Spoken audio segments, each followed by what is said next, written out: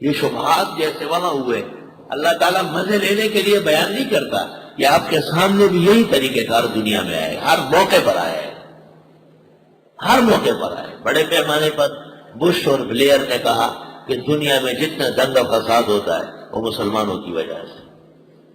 مسلمانوں کی کتاب میں جہاد کا ذکر ہے، اس میں یہود و نصارہ کا نام لے کر کہا ہے لا تتخذ الیہود والنصارى اولیاء، ان سے کبھی بھی خیر خواہی نہ کرنا۔ جواب، آیت کا یہ مطلب نہیں ہے۔ جہاد اسلامی کوشش کو کہتے ہیں۔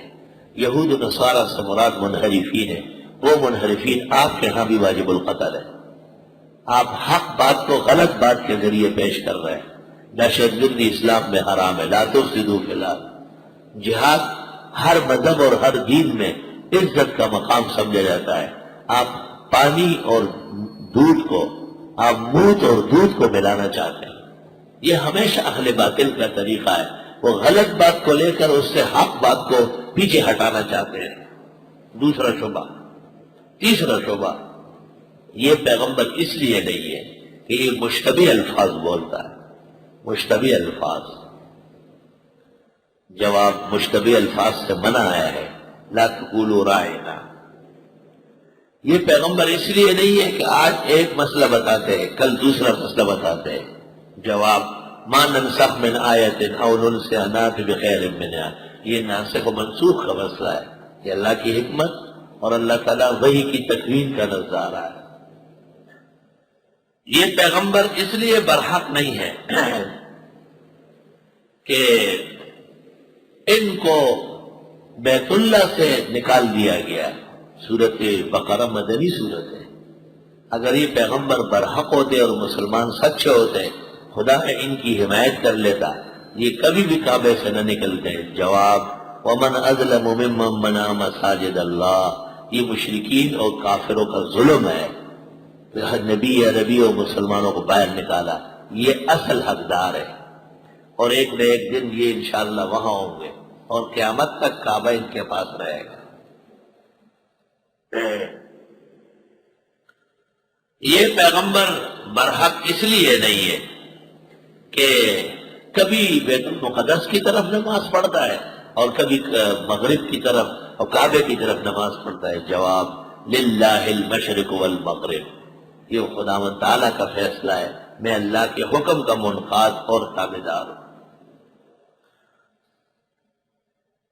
یہ پیغمبر اس لیے برحق نہیں ہے کہ یہ ابراہیم علیہ السلام کے مخالف ہے اور اسرائیل ان کو نہیں مانتے۔ جواب، یہ ابراہیم علیہ السلام کی دعاؤں کا نتیجہ ہے۔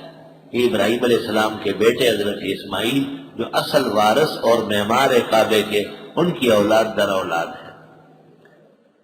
یہ پیغمبر برحق نہیں ہے کیونکہ ابراہیم علیہ السلام اور یعقوب علیہ السلام نے تو یہودیت پر رہنے کا کہا تھا۔ جواب، جھوٹ بول رہے ہو۔ ام کنتم شہداء اذ حضر یعقوب الموت اذ قال لبنیہ، یعقوب علیہ السلام نے تو اپنے بیٹوں کو تاکید کی تھی ما تعبدون من بعدی قالوا نعبد الہک و الہ آبائک، انہوں نے تو توحید کے مسلک کی تاکید فرمائی اور انہوں نے تو کہا تھا کہ ایک اسلام پر مضبوط رہو، ان اللہ اصطفی لکم الدین فلا تموتن الا وانتم مسلمون۔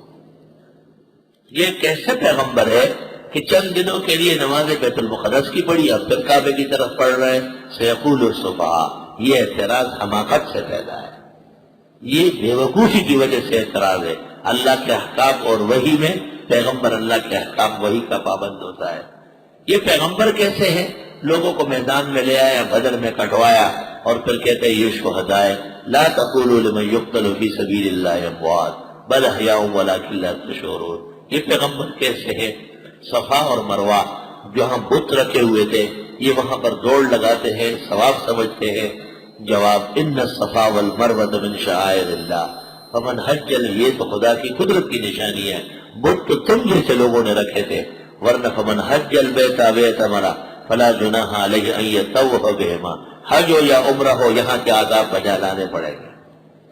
اس قسم کے 7 شبہات تفصیلی ہے اور 15 کے قریب شبہات وہ اجمالی ہے جو مسئلہ رسالت پر ان کو پیش آئے ہیں۔